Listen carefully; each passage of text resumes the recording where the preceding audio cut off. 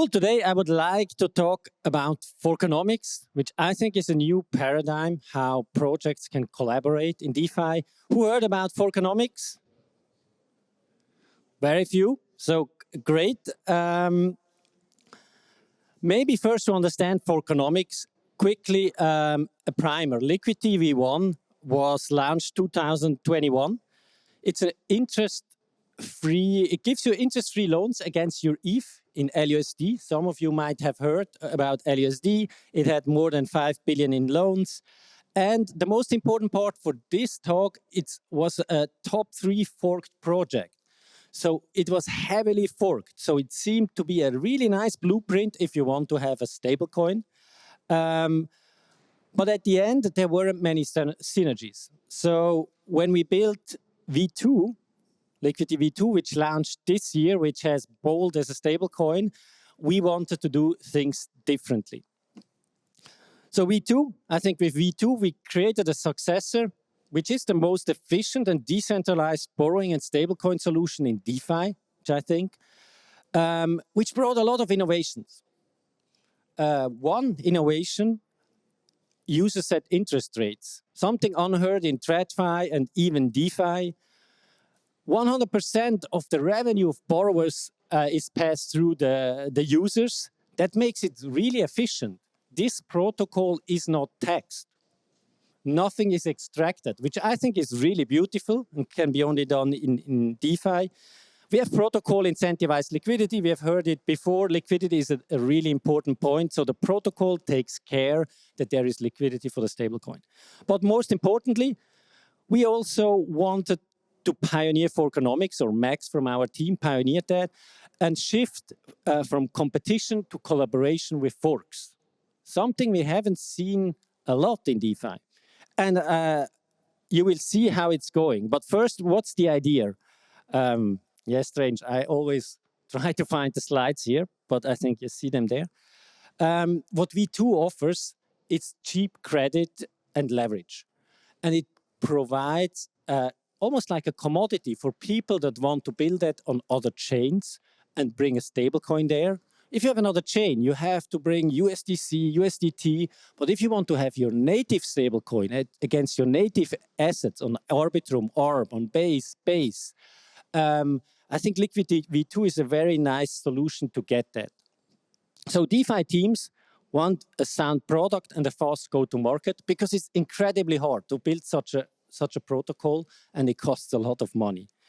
At Liquity, we had, I think, this beautiful product, but bootstrapping is really hard. Product is just the first step. So we were trying to figure out how can we get more synergies. And what we did, in the essence, we said, okay, we're not going to make the code open source. It's still source available. Everybody can look at it, but it's on the BUSL license. Uniswap has that, Aave has that, Morpho has that. So everybody in the industry is having that, which will switch to an open source license in 3 years. So we have the IP, and other projects have the incentives, have a reach, have a network, and we wanted to combine that. And how we did that is that we said we allow forks to take our code in their own ecosystems with their own collateral, so to align the markets. They can deploy that and freely do that if they also give something back and collaborate. So in the form of tokens, usually the agreement is that part of the tokens, 4 to 5% goes back to the existing ecosystem. They can use the code. We share other stuff, which we will see then. How is it going? Actually, I was totally surprised when Max came with the idea. I thought maybe 5 projects, then three go away. Right now we have 20 such agreements, and that shows how people are looking for such a product, that they like an off-the-shelf product that can take and run with it. 4 projects are live. There is right now 370 million in TVL across the first forks that are live. There you see some names, some chains, some networks that are coming. And how does that help Liquity? I call it Yield Festival. But with these forks, first of all, what's even more important, Liquity V2 becomes its own brand. People know it from other chains. So we share user bases without competing on the same use cases. But forks give also back incentives to Bold user, that's a stable coin or liquidity provider of these stablecoin pairs. So that's how Liquidity benefits and the project benefit by just almost needing only a business team to run the project. That then translates into like a points program. That's how you bootstrap protocol these days and helps us on our side. But I think the really nice part, and that's the part I like with the fork project, how well that went, there is a lot more to share and to benefit from each other. One is awareness. Liquidity users might go to another fork. Users from other forks might come to mainnet to us. So that's the awareness. People know the concept, so and don't need to relearn that. Integrations. People know that have integrated us, know the code, know how it works, can judge the small changes fork makes, and can more easily onboard them.